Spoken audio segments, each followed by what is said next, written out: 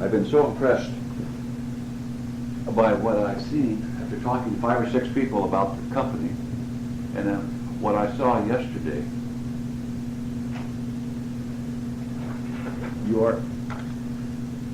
Your knowledge of the land is extraordinary. I mean, you really know from personal observation over the years what this acre does and what that tract does, and you said maybe you should have put in more sample plots and maintain all of the official records, but so the question I haven't asked is, was there a plan on land acquisition? You have over 200,000 acres now. Was it simply a matter of availability of land at the time you had some extra cash?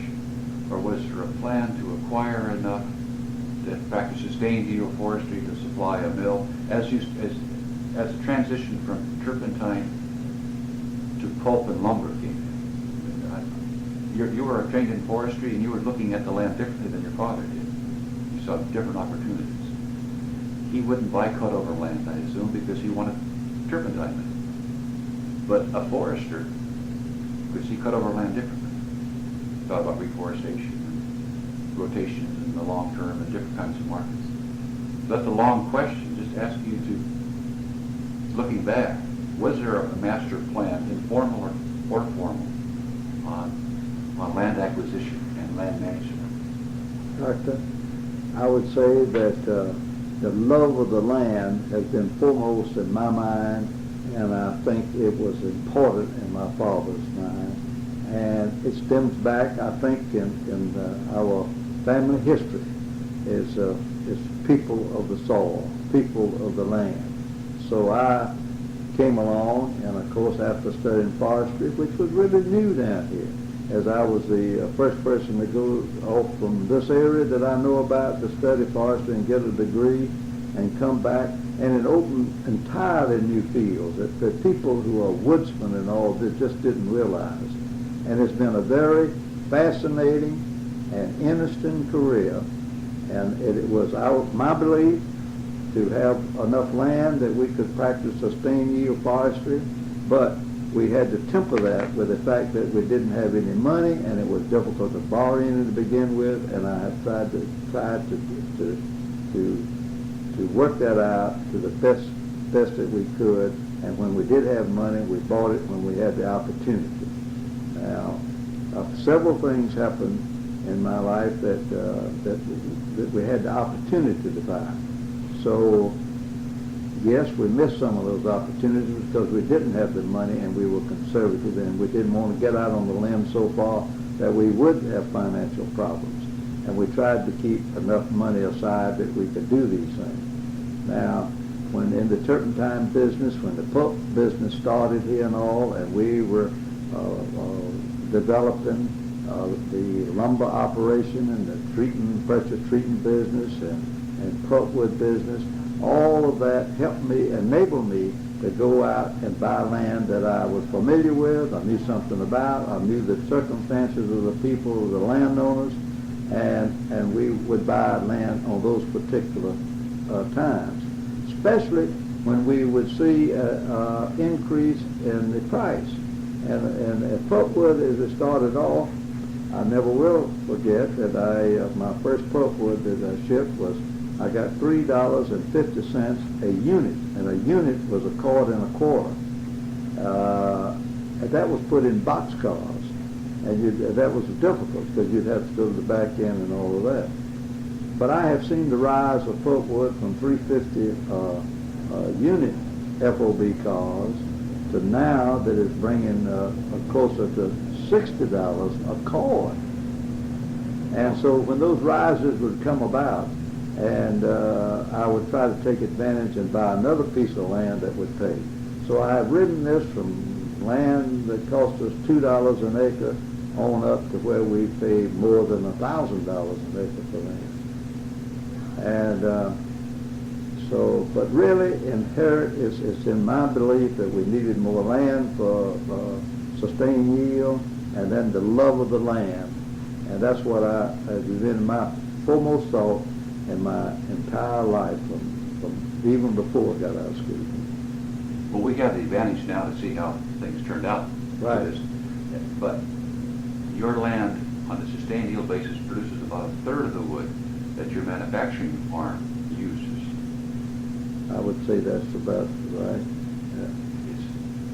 Is that okay? I mean, Yes, because the way we do that is we have our management plans, maybe not as in detail and as written out as we learned in school to do, but it's been in my head Sure. all the time.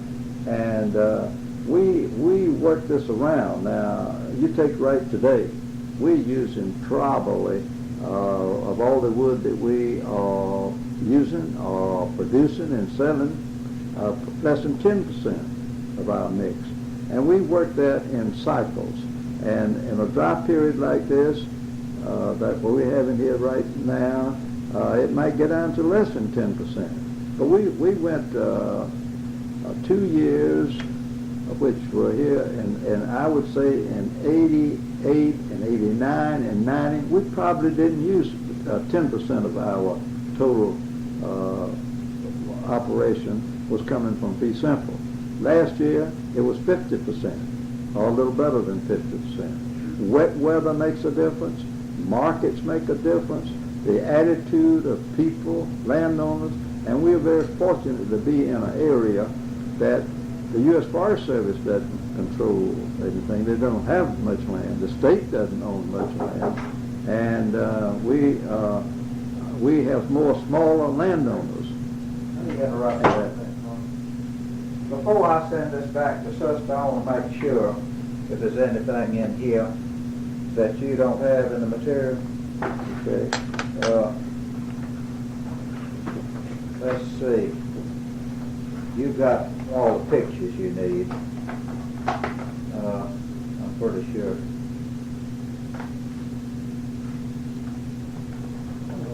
Resolution.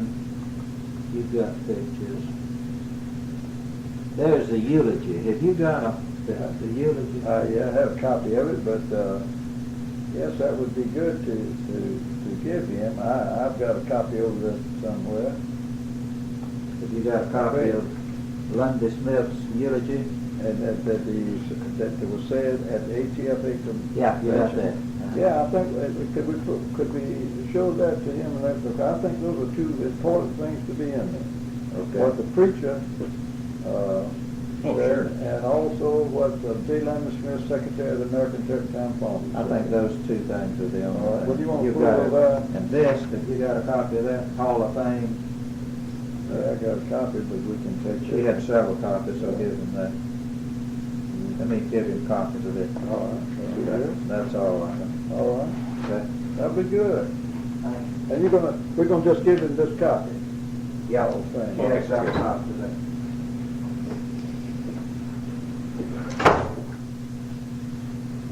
well, then you don't, to continue this line just a little bit longer, you don't feel that it's too bad you didn't acquire more land, because as it turned out, you're using more wood supply than maybe you thought you would 50 years ago or 25 years ago. You're Yes, satisfied? I regret on some of the sales that I didn't, was too conservative, that I should have gone on and bought, and I would have liked to do that.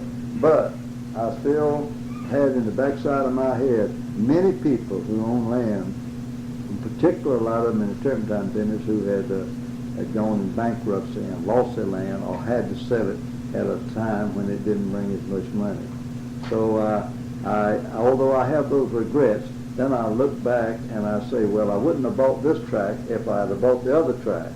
And we have been very fortunate in getting a better grade of land over the years, because we were buying before the pulp and paper mills came, and then as they progressed, they were not as aggressive buyers at that time, and they bought land from landowners that they bought the cheaper land at first. So we think our land is more productive than the average pulp and paper company's land. I think you'd agree with me if we rode around and saw it and saw some of their land too. We're very fortunate to have our land within 50 miles of our plant here. And so we worked on that sort of area. We worked in an area where we thought we could protect it from fire. some land that I turned down and didn't buy that I regret because there wasn't any fire protection and it wasn't big enough that we could have a unit there some sort of way, and that worried me. But yes, answering your question, I wish that we had bought more land when I had the opportunity to do it, and now it's more expensive. Sure. But you don't see ever a difficulty of buying your wood from other owners in the area? No, because we've tried to build up a good reputation with these smaller owners, and we've cut many of the smaller owners' tracks several times. We've done it selectively. We've tried to help them. We've tried to help them in fire protection, our neighbors, and we think that we've got as good a chance as anybody coming in here. We really haven't had that much competition from bigger forest products companies further away from us than that. They have not come in here. We have a good relationship with the paper mill here that we helped get here. And of course, I realize that younger people coming along want the best dollar, the highest dollar. But I think that we stand in very good shape with them. And we try to help them practice forestry. So it gives me a great feeling that I have a feeling that in this area that we've been operating, that we have created or helped create markets, that I'm getting the feeling that I'm seeing as good a forestry practice as I saw in Germany when I went over there several times and in the Black Forest. I think with a little bit more improvement, and I would say that would be in the woods residues. If we could solve that problem, and I think that cogeneration would do that to some extent, I think that we would be practicing forestry sort of like Germany did. Well, what I saw at that OSB plant is very impressive. You're making your own fuel and the whole works. Yes. But out here we have not bought a dollar's worth of fuel in 25 years. We use that to drying all of our wood, and when we used to steam our poles and all of that, we have this boiler, water tube boiler here that is environmentally approved, and we use sawdust and bark. Yeah. And that's a big saving. And even when we had our Naval Storage Processing Plant, that was an envy of the whole turpentine business because we had our boilers and we had our fuel. During the war efforts, when things were different and all of that, and more expensive, we were sitting right there in a good position. Plus, you don't have to get rid of the waste. Right. Haul it away somewhere. Of course, we have worked with these companies and built up the markets. And for instance, a Gold Kiss over here that processes soybeans. We worked with them, and they put in this cogeneration plant, and we have been furnishing them fuel, and we call ourselves reliable. We're also working with this German company that's making a mulch out of our bark, and so, and we have other plants around here that can use sawdust and bark and wood for fuel. Okay, I just want to sort of summarize that because a month ago I was in Oregon on a third generation family-owned tree farm, 60,000 acres. And what impressed me there, they had the knowledge of the land. They drove along, the two brothers talked to each other about when this was logged, when this was thinned. They had some disease over there. Mm-hmm. The kind of land management understanding that you can't get in a 5 million acre corporation like Weyerhaeuser or something. It's not possible. That's right. At some point you get too big and you lose that. Well, we've been very intimate with our land, and we've walked over it, and we've ridden over it, and we've worked over it, and we've cut it, and some of the areas that we have cut, that we, I would say that from 5 to 10 different times that we've been in there thinning or improving the span and all. So we think we are intimate with our land. And we think that we have practiced as good a forestry. I think good a forest practice as anybody. And I think the State Forestry Commission would tell you that. In fact, we had one of the chief foresters of the United States down here, Lyle Watts was down here, and he went back up to Minnesota and made a speech that said that he visited all the South and all parts of the United States, and went back up there and made a speech and said of all the places he visited, that he was more impressed with right here in Valdosta where we were turpentining and then utilizing the trees, and that we had more markets and was a more of a forest management plan that utilized the trees to best advantage. So, Okay. Thanks, Chief. Okay, you want to talk photographs now? well, I want to talk photographs, and then I think maybe I could talk a little bit about this naval stores deal, the companies and all, how they came along. Sure, that'd be good. I believe you might be a gap right in there that we have done. But I want to say this now, that my father encouraged me to buy land, and he turned me loose, and I'd buy it, and I would work with the paper mills to borrow money. I borrowed money from the paper mills, I borrowed money from the naval stores factories, I borrowed money from most anywhere I could borrow money to buy, but I would always go so far, and then I would pay that up. I'd have a plan. And it bothers me that when we make a big investment, that we just got to have plans to take that. I'm just regret the fact that a lifetime is the way we started out was down here, and we've come so far that within a lifetime maybe we've made as many steps as we can make without going too far out and not being endangering the whole company. But in the forestry, in forest practices and management, lifetime's not really long enough to do all these things you want to do, particularly with forest management methods changing so rapidly. Sure. I'm just amazed. We have a young girl. I want you to meet her. I want to take you down to this office here. And I spoke to her the other day and got to talking to her. And she's a fifth generation in one family that I myself have done business with one way or the other. And so that relationship is unbelievable. I'm going to walk you down and show you that. I won't show you that office. Good. So that's right. Now we look at the pictures, and if you give me your opinion of what we ought to show, and as I told you, I would like for you to have as many pictures in the report as you thought was appropriate. I guess the best way is to pull this out, and I can thumb through this. Now here is this is a picture of John and me right here when we were in Athens, YMCA camp north of Athens, Georgia. I don't know whether something like that's appropriate or not, a big picture like this. Would you think not? Well, it'd be awfully hard to reproduce that so you could see See that? anything. Okay, we'll put that over here. Yeah. You tell me when we come to something like that, so we won't do that.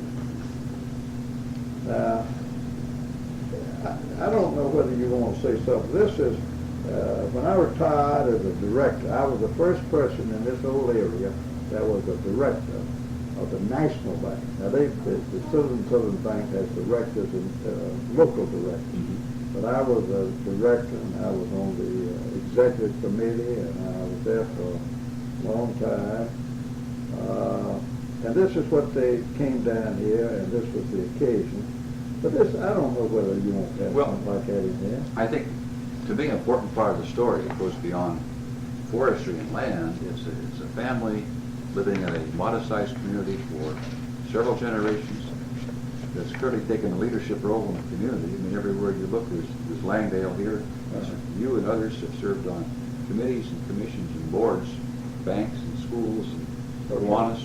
So I think some of this sort of thing ought to be in here. Now here's what I took a picture Al Harry took that just John and me. But this one might be more appropriate. This is Billy and my father and mother and John and me. Well, why don't I take both? This one's better in terms of. Well, you don't need any names on that then, because you know all of it. Now, Here is, I don't know whether you've got pictures or not, but here's the State Forest of Georgia. Here's a member of the Georgia Forest Commission. Here is our state senator. Here's two of our representatives. And this is our 50th million seedling that you saw yesterday. That's right. This is Bob's son. That's Robert Harley Langdale Jr. And he's the youngest Langdale, and here I am, the oldest Langdale. Okay, well, that's good. That's good. I put those names on the back. Okay. I sure want to get all that back. And here, I might give you this one. You might want to. That's the state forester. His name is John Nixon. I've got it on the back. And this is right here. You might take both of them. Sure. Now, I don't think you'd want me when we were at SAE's house in Georgia. I don't know whether you want anything like that or not, but I have been a horseback rider all my life. In fact, that's why I'm not getting about as good as I am now, because I was thrown. I've been thrown several times. I fell off several times. I've had the saddle girth break. But I got really thrown 10 days ago with a young colt that I was telling. This is Lake Virginia, right? Right? Where we were yesterday. Right. Okay. You think that's worthwhile? I think that's worthwhile. Now here is a picture of Dr. D.W. Brooks, who started Gold Kiss. And he's one of the most famous men in Georgia. And he comes down, he's been coming down here for 35 years with me. And that's it, ladies and gentlemen. Watch right in the back who he is and why.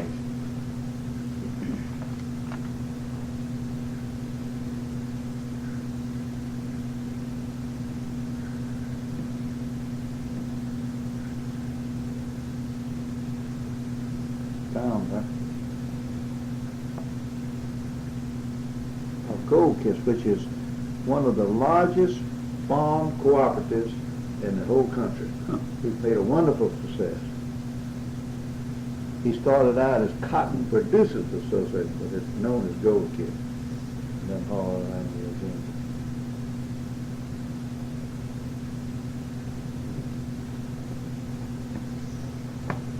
All right, that's a good one.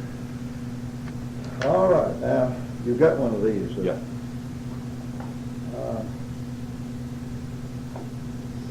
I think we'll get a better one than this. But this Harry Butts is president of the Southern Railroad when they named the yard down here, the Langdale Yard.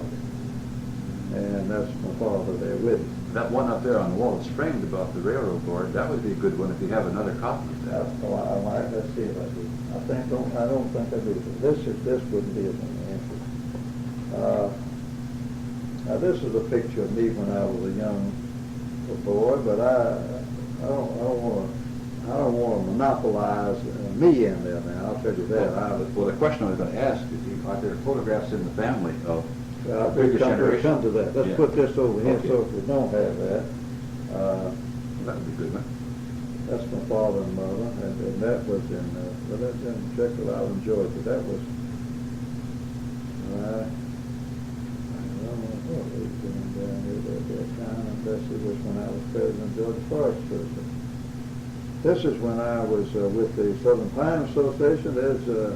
There is Bill Harrington. Mm-hmm.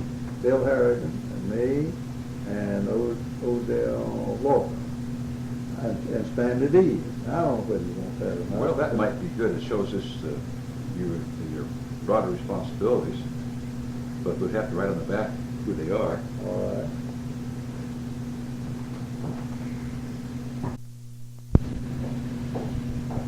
$7 8. This way is something to write, this pen here. Grandmother.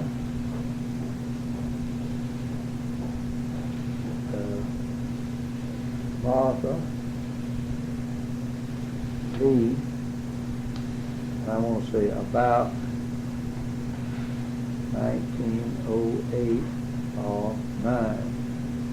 Brother.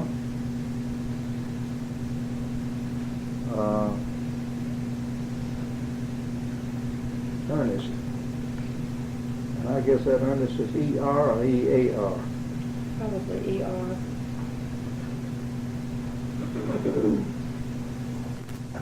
Alien.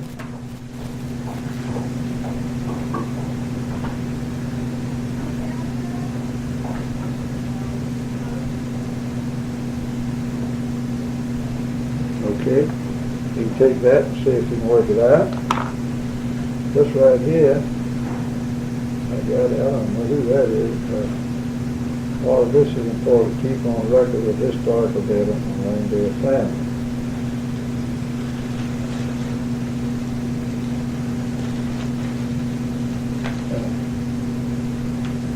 See that you Langdale Jasper.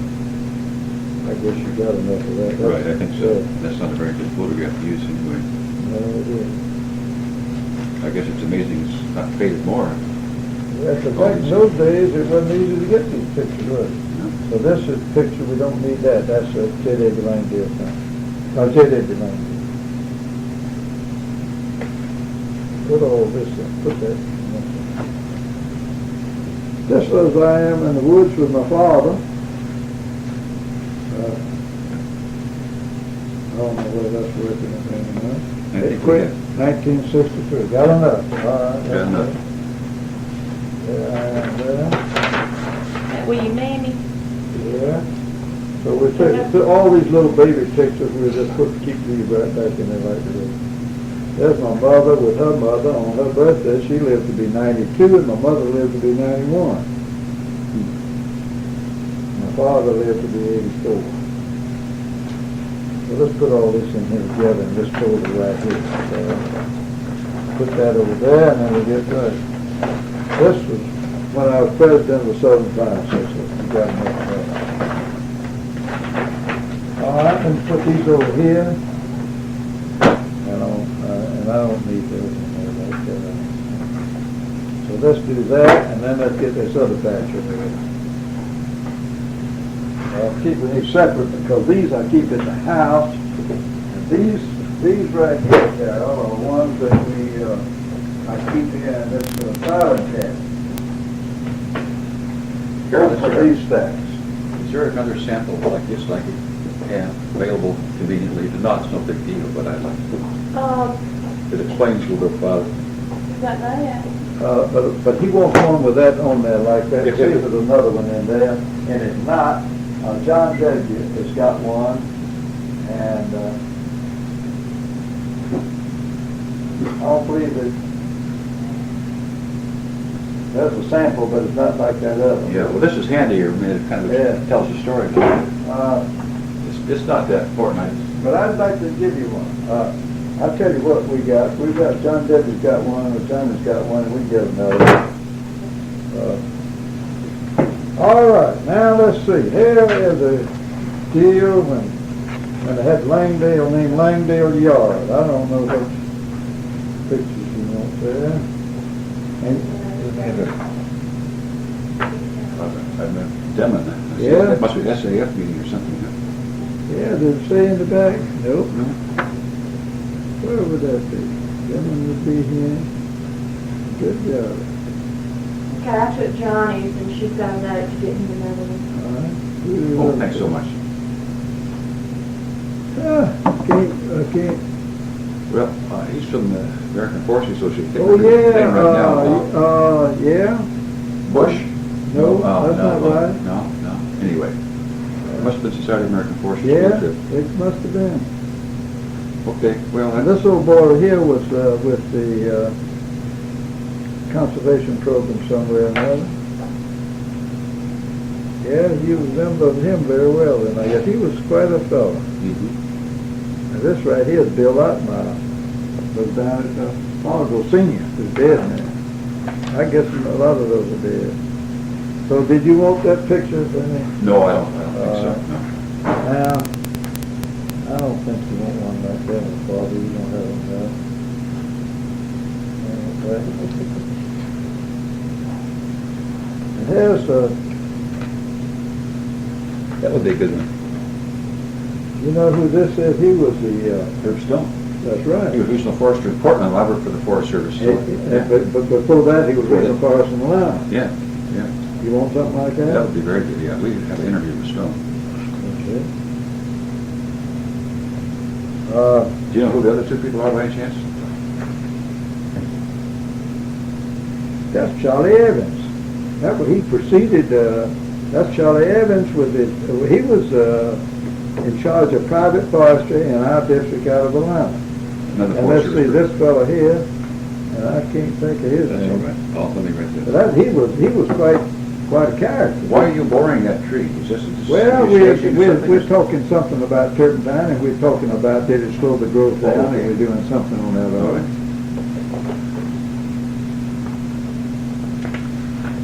Now, I guess I gave you enough of these things like that. That's Yes, I when did I was that. president.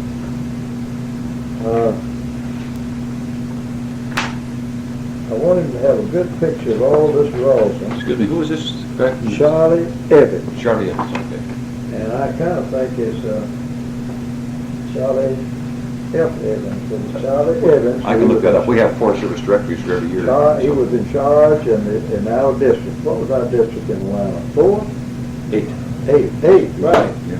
And he was in charge of private forestry, and he was a great one. When we worked with him, and he was a good forester, but he was practical with it. Are you about through turpentining? Have you gone as far as you go on this? As far as we can go. Far as you go. Now, a lot of people would maybe go a little further, but we tried to stop. We didn't go any further than that if we could help it. It would be exception. Now, let's see, Carolyn, you don't need this lumber harvester. You got enough of that. That's not a good one with the plant. That one might be good. I don't know. I don't know. I believe we got better ones than that. That one with all the drums of. Yeah, that's the drum one I on there. want. Now, that one right there. See, this is our yard, here, takes in there and comes on around. This is showing the rosin, but that's clear. Let's put that one aside over here. Here's one might be better. Yeah. We've got rosin there. That's rosin here. See, we had all this rosin. I believe we might have one better than that.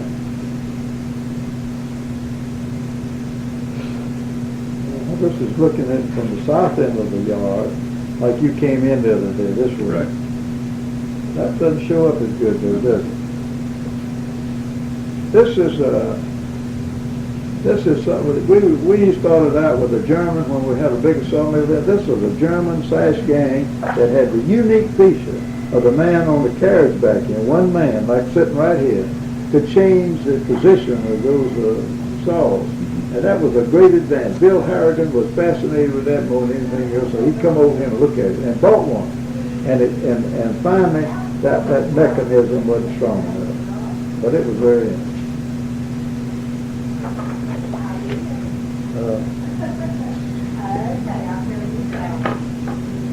Herman Talmadge was really the man that started forestry in Georgia. Now, you've heard a lot of talk about him. But when he went in as governor, the state was getting $125,000 a year. And he's the one that was at school, he knew about it, and he wanted to appoint technical foresters as foresters, and he would really put us to the front. I always want that. But by golly, here's a picture of those Germans they sent over there. Not Germans, but Russians.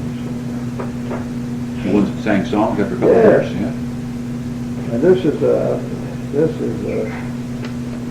don't know what to read, this is the names. But I had to do that for and sent that. So I think they had the idea that one of them would drop off and they'd pick up somebody else's own.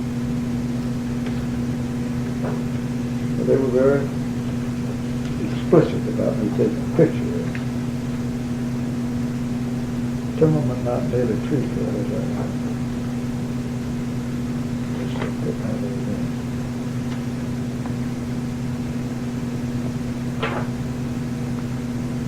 Good pictures are. There's so many people you don't know who they are. Not too useful.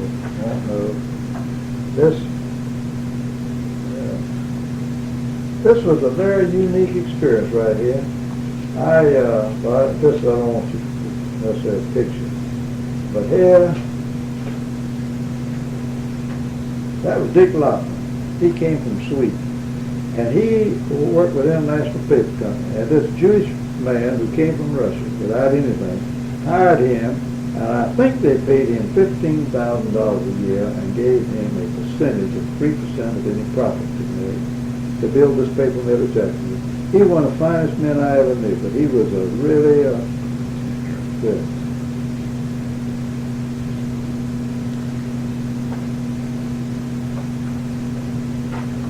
Here's the first load of pulpwood. That would be good. That's all right. There's that for you.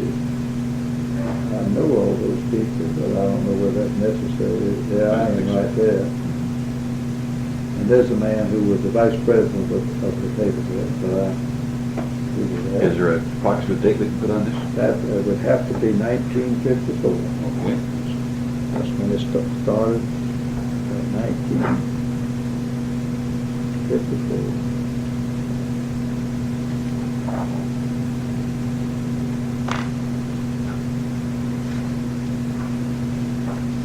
I'm still looking for what is this? We don't want to take all day to do this. This was my father's picture with the tobacco patch. That's something. He liked that. He liked to talk to farmers. He could relate to them. Maybe that one right there of the gum would be a good one to have. That's our name on it, isn't it? Yeah. Okay. This is a very interesting picture. You know, we're in the Ford business here too. And this fellow right here was a Georgia man who went to work for the Ford Motor Company that was made their general sales manager for all the state. That you wouldn't guess. All right, this picture here, that would be about the maximum amount. See, there's a turpentine spill, and we had all this filled with rosin. That's hard to grasp, though. You sent me a photograph, or Johnny did, a close-up of it. It's just very dramatic. Okay. It's almost But I'd like to have something in there because that was a very, that was something. That really was just. Why did you have all of that here at one time? Because we would take it in and the commodity would pay the producer for it and we would store it and we'd ship it out as commodities instructions. Okay. And then when we had turpentine tanks and stored turpentine too. But that was, man, people would ride by here and people would fly over here and they couldn't hardly believe all that.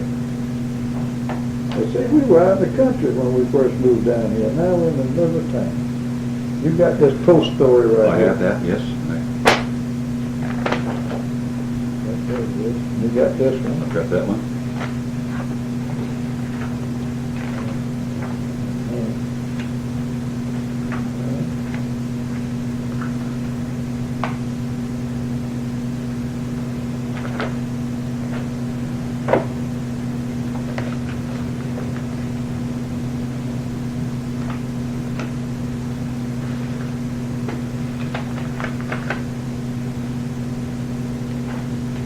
I don't reckon you'd be interested in that. Now, that's what my father gave to Langdale son at the orphans home.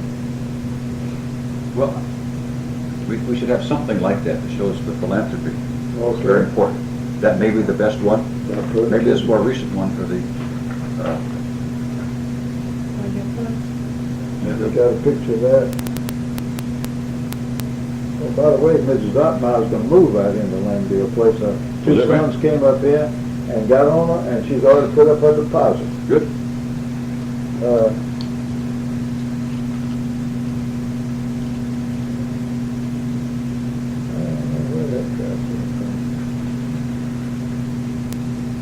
that our vice president? That's Nixon. Yeah. When he, you know, they were about to kick him out, and I wrote him a letter, and I got this card back from him. This is that.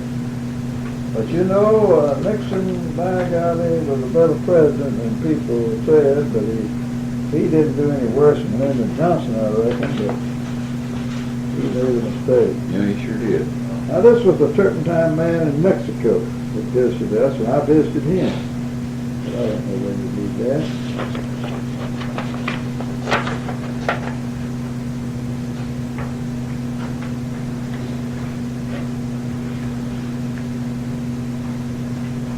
Any one of these would do, I guess. To look at the whole yard is going to be impossible. Yeah. The scale is so vast. Yeah. But that close-up of all those drums, along with this, would be good to have combination. All right. So tell me again, you have this because it's under the price support system? The individual producer would come in here, and we would pay him, and then we would draw on the Commodity Credit Corporation for the money, and then we would store it for commodity credit and ship it out at their instruction. Now, this is, I got a better picture of this. This is some of our early Christmas parties, but we were small. And I think we got a better picture. Then you talk about trying to be good citizens. Oh, here's something right here. Here's the president of Trust Choice that came from Boise, Idaho. And they built a plant in Valdosta. And Harold Thomas tells of Trust Choice beginning in Idaho at dedication. Langdale Company brought firm here. And the president says that down here. And I'm proud of the fact that we brought the German bark deal in here. We brought Trust Choice in here. We brought the Rao in here. We brought the paper mill in here. And things like that tied in with the fact that we were practicing forestry and knew that we were on a sustained yield basis. So, is this where the trusses came from, the front of the hotel? It's going in right now? No. Well, now, wait a minute. Yes, it's going in right now. Yeah, Not the one the that picked facade, out. yeah. Yeah, that's right. Yeah. Now, that's when we built our treatment plant. This is when we bought the Grant Shipley. I think you have enough of those. Unless you want to put something right there. Now, that's lumber. Yeah. And we don't have that much rosin out there. And this is an industrial park. When I was, we bought this in 1962, I think. And there's the airport. Yeah. And, That's a good photograph. yeah. There's photography, 196. Photo and express says date with nothing. So I would say that was about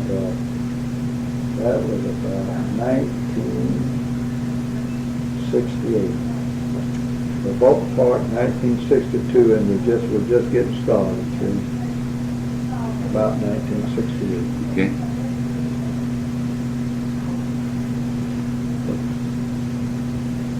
This one's too big for you, Mr. Yeah. Curtis.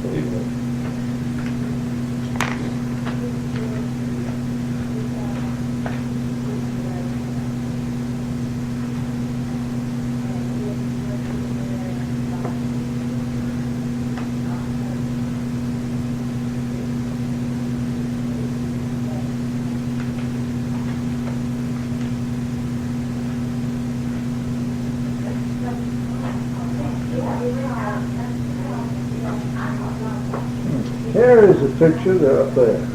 Oh, good. Uh, Yeah, this is the same picture, yeah. Absolutely the same picture.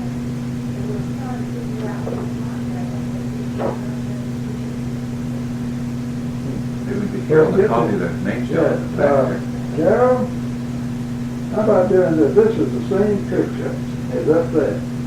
Can you see those names up there? Can you see that good? And we put them here. I'll bring it down for you. Well, yeah, you can reach it, can you? Yeah. Only skill I have is taking things off walls. Okay. We'll do that and then we'll pull through that one might, You want me to just copy it on the back? Of the Yes, please, picture? yes.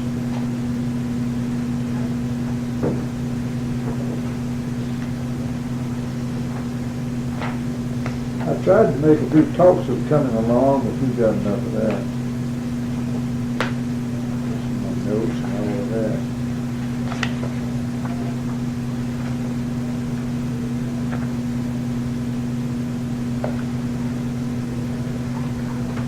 Well, that covers that. Now we get the other one. Let's see where we are.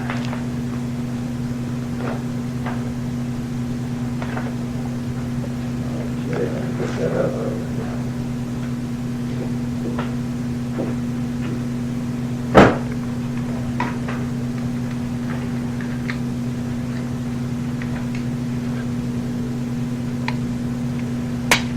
Did you have not met Bob Langdale yet? Well, I met him when I was here before. You did? Yes. I hope he was going to be out at the plant yesterday, but he wasn't there. Well, I think he's going there this morning, right? That's good. We're calling a minute to see. I called him early and he wouldn't get there. That's too bad. So that won't take you in.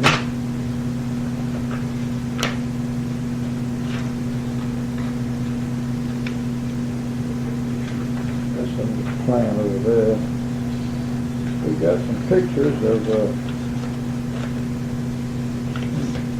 there's a tree I found at the hospital right there growing, and that's a loblolly and a slash pine. And it looks like they're coming from the same root. Yeah. I think it was two trees that grew close together, and then they're just like that. But they had quite a write-up about it, loblolly pine and longleaf pine. That's the way it was. So that was at the hospital, and by bless my soul, we had one of these other trees right near the fall, and fell on $100,000 worth of air conditioning equipment. So I said, well, the only thing you can do is cut these trees. You can't stand that, you know. Yeah. Okay. Yeah, you're right. We better get this recorded as soon as we can, because that was our Congress lady, Congressman representative. That's not right. Now this, my father, Harry DeBus. Harry DeBus just died not long ago at President Southern Railroad. You remember that? He probably got enough of that.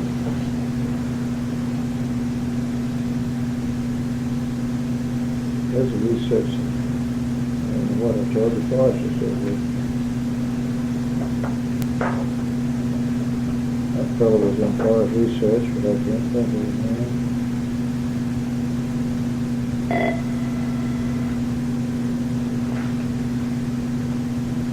This is,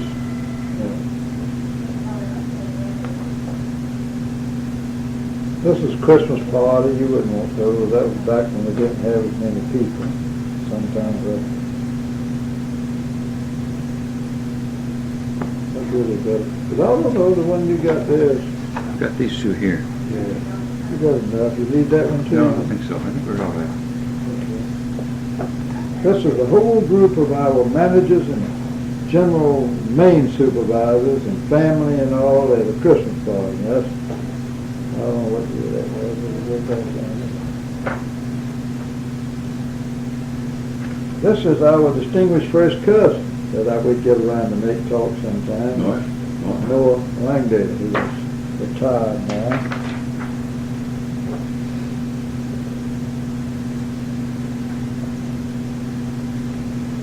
Well, you know, all these places had advisory groups for each research station.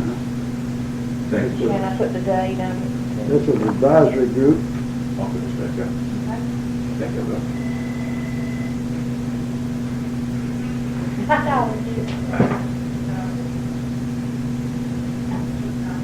There's some people you know. This fella was, is that Tom McClintock? Is that? No, that's not Tom. This is Hutch Coulter, who was State Forester of Florida. Okay. This is Dimmitt. and this was he was in charge of the Florida forest. And I can't think of his name. This fellow was a vice president in charge of the money at Turpentine Rolling Factory. This is Bill Otten. I've seen him. There I am. And that was a Turpentine man. And this fellow was vice president of paper mill and a good friend. And he and I are the ones that worked out this paper mill coming here along with the Jewish sandkits. There's the governor, Vanderbilt, and Guy Wesley, and my father and me. I went to Europe with him on trade mission tour. We had quite a time. This is a picture that's up there that John says we ought to have. This is Guy Wesley, myself, and Governor Vanderbilt, and the father, and Billy, and John. Well, I think that's a good one, but we need to know who they are. We need to put the names here. Carol, Guy Wesley, and I am, Governor Vanderbilt, Dad, Billy, and John. And the year for that would be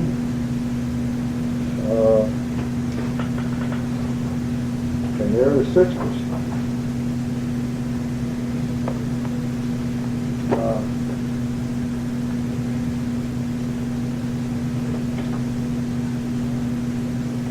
Guy Wesley is a vice president of Owens, Illinois. That would be, I want to say, in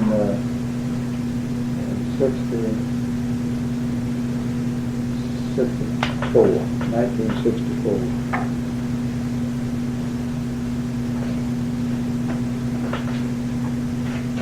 Now, we always had a beauty contest at the Forest, the Georgia Forest Association. This was, they were all getting ready. Does the Turpentine Association still make calendars? Yeah, they still put out I'd calendars. like to get the 92 for our office if there's some way we, All right. if they're out yet. You'd have to call Carol Lamb and see, and if not, we can make a note and we can mail you one when they do come out. There's Want the Turpentine calendar? we'll mail it as soon as we get them. That's Bill Outmeyer. When he left the forest down there to go in the service as a communication man with the Air Force, and that's when he came back and leased that land of the film you saw the other day. That's the Bill Outmeyer that was talking about. There's where we first saw the chopper, that we were chopping and knocking down all that brush and all, you know.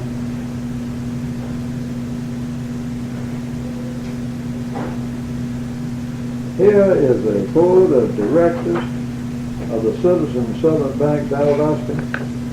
And I hate to say that, but you know every one of those are dead except me and that one.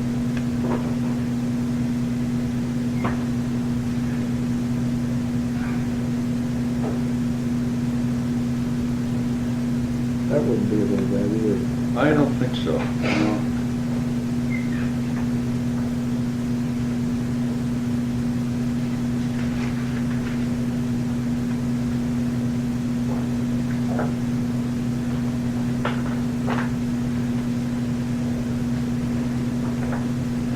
And I'll get pretty long to call and see if Bob at Langdale's in his office. Now this is a group at the Georgia Forest Association meeting. Now this, you knew Ted Earl, did you? No. He was with Killen. He came from Canada and he was with Did you tell that's me? Walt Myers, the forest farmers. Oh, yeah, I know Walt. Did you tell me to get my one? Yeah, you can, on my 147. See if he's in his office now. I asked Jean Johnson if she knows if he's,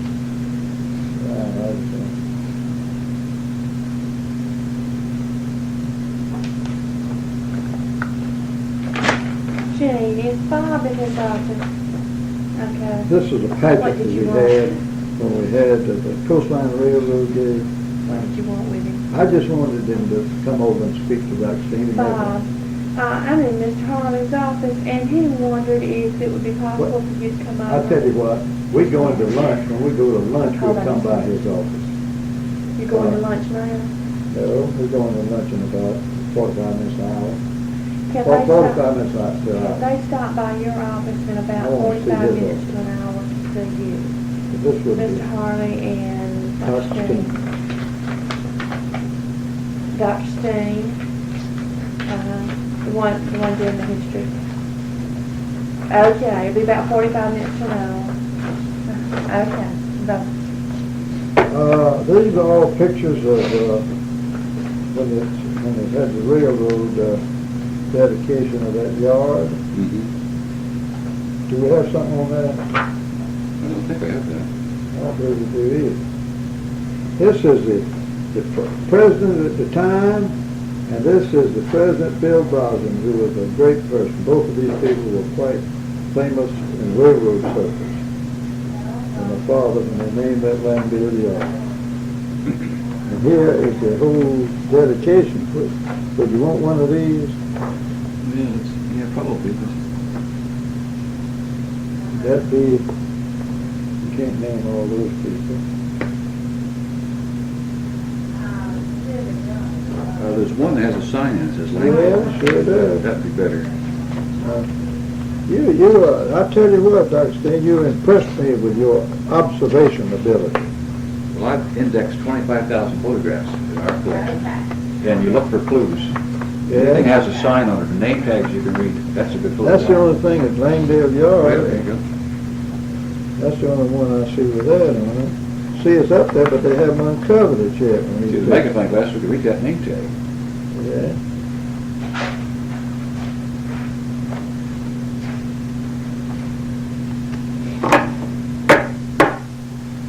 This fella is Dr.